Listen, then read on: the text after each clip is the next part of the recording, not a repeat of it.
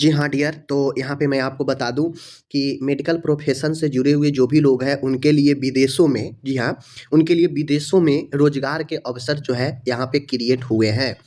भारत और न्यूज़ीलैंड के बीच रोज़गार से जुड़ी हुई मुद्दों पर समझौता हुआ है।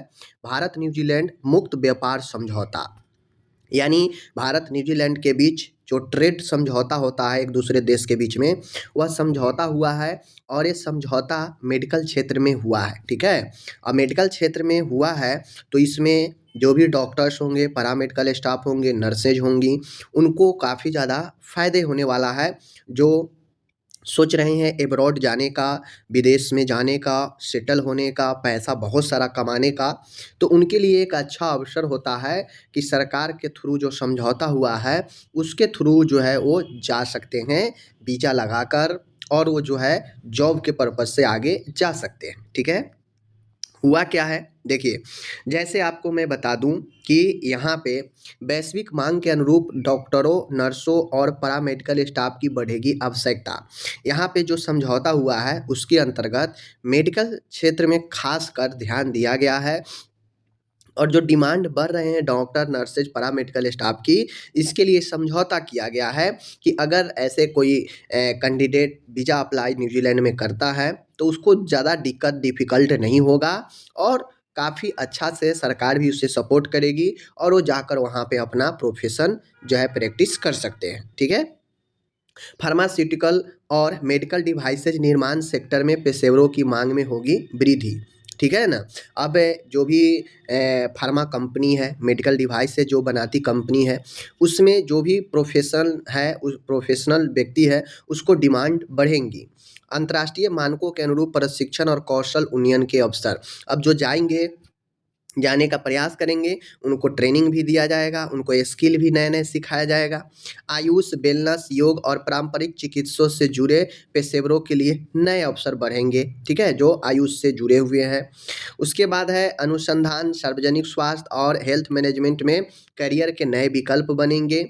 योग पेशेवर को मिलेगा 5,000 वीज़ा कोटे के लाभ, यानी जो समझौता किया गया है भारत न्यूजीलैंड के बीच, इस समझौते के तहत 5,000 जो प्रोफेशनल नर्सेज, डॉक्टर, पैरामेडिकल, ठीक है ना, इन लोगों को 5,000 वीजे कोटे का लाभ जो है इनको मिलेगा, ठीक है।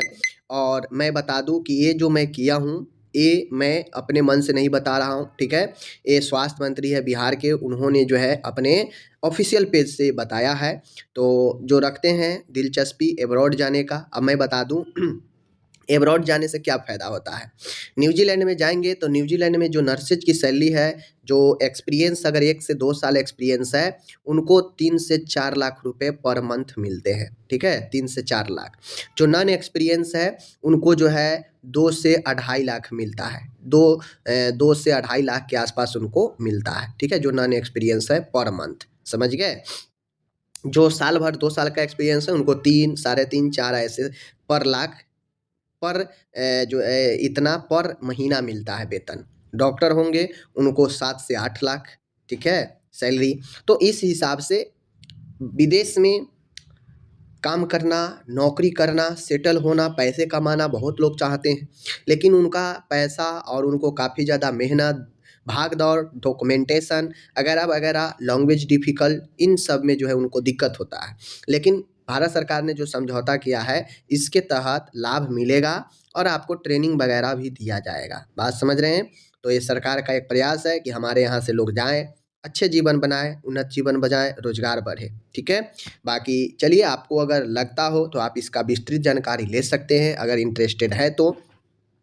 जैसे बिहार, अगर भारत में अगर आप काम करते हैं तो नर्सेज की परमानेंट में महीना कितने हैं? 1 लाख बहुत ज़्यादा होगा, 1 लाख, सवा लाख ऐसे ही सैलरी होगा, ठीक है, 1 से सवा लाख सैलरी होगा।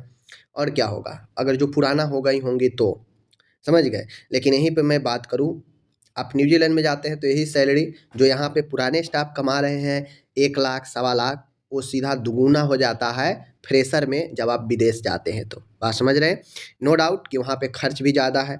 यहाँ पे अगर आपको 8 से 10 हज़ार में एक 2 बीएचके का फ्लैट मिल जाता है इंडिया में, ठीक है, तो आप विदेश जाते हैं तो वहाँ पे फ्लैट का कीमत 50,000 रुपया है, ठीक है। 50,000 1,00,000 ऐसे जो है पर महीना का देना पड़ता है।